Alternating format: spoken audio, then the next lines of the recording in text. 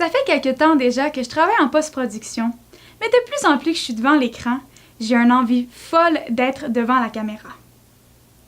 J'ai découvert que j'étais très à l'aise devant la lentille et en plus, c'est un outil idéal pour rejoindre les gens, pour les toucher et pour les aider.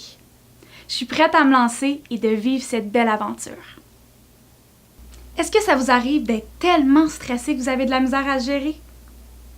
Le stress est un état qu'énormément de gens vivent au quotidien, que ce soit à cause d'expériences hors de notre contrôle, comme un discours devant un public, ou sinon un moment qui demande une adaptation. Ce stress-là, c'est le stress aigu. C'est pas nécessairement négatif parce qu'il vous aide à gérer la situation. J'ai 2 outils simples et efficaces à vous proposer pour gérer votre stress. Le premier, c'est la respiration abdominale. Inspirez profondément par le nez et expirez par la bouche et faites-en plusieurs répétitions. Vous allez vous sentir automatiquement plus relaxé, vos battements de cœur vont être contrôlés et vos émotions équilibrées. Alors c'est parfait pour vous. Le deuxième, c'est la visualisation. Fermez vos yeux pendant quelques minutes et visualisez un moment qui vous a fait du bien. Que ce soit avec la famille ou les amis, un moment vécu qui vous mettra dans un état de bien-être et de contrôle. Vous allez être surpris de l'efficacité de cet exercice. Il est possible de gérer votre stress. Il suffit juste de savoir les bons moyens et ensuite vous allez pouvoir gérer votre stress comme vous ne l'avez jamais fait avant. Est-ce que ça vous arrive d'avoir tellement mal à la tête que vous perdez tous vos moyens? La migraine se différencie du mal de tête par une douleur intense qui dure de 4 à 72 heures. Ça varie selon l'individu, mais souvent c'est des douleurs d'un côté de la tête et parfois même des nausées et des vomissements. Quoi faire en cas de crise de migraine? La chose la plus importante à faire au début est la prévention. Essayez de voir c'est quoi les circonstances reliées à l'apparition de vos migraines et ensuite évitez-les.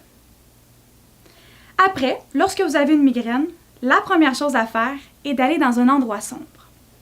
Évitez tout bruit et relaxez-vous. Vous allez vous sentir beaucoup mieux et vos migraines vont être moins intenses et moins douloureuses. Il existe aussi 2 types de médicaments. Vous avez le médicament à titre préventif et l'autre lorsque vous avez une crise. Ne perdez pas espoir. C'est possible de diminuer la gravité et la fréquence de vos migraines. Il suffit juste de trouver la meilleure solution pour vous.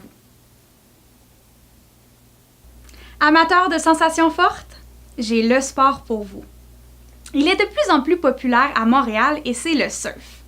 C'est possible de le faire et les Rapides de la Chine vous proposent de vivre une expérience unique.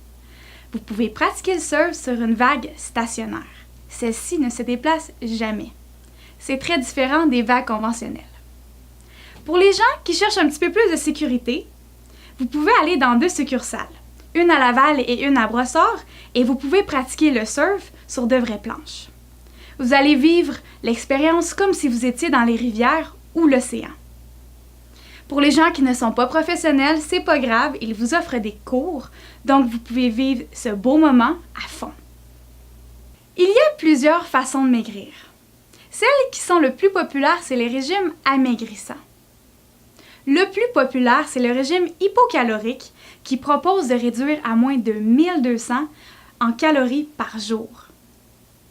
Ça semble alléchant et ça semble donner de gros changements. Mais ça entraîne des carences nutritionnelles et ça ne peut être que négatif pour votre corps. Comment?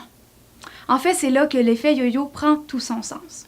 Vous allez perdre beaucoup de poids au début, mais lorsque vous allez arrêter, vous allez le regagner et même plus. Et c'est un cercle vicieux qui revient à chaque fois. C'est quoi les bons critères pour un régime? Il n'y en a pas. La solution, c'est les changements d'habitude. Ici, je parle de changements alimentaires, mais aussi faites de l'exercice physique. Je ne vous dis pas ici que ça va être facile, mais les résultats seront là pour rester et ça va se faire graduellement. Pour Montréal aujourd'hui, on est légèrement en dessous des normales de saison avec 9 degrés au maximum. Des alternances de soleil et de nuages avec 40% de probabilité. Demain, légèrement plus chaud, 12 degrés, du soleil en matinée, mais ça va se couvrir pour le reste de l'après-midi.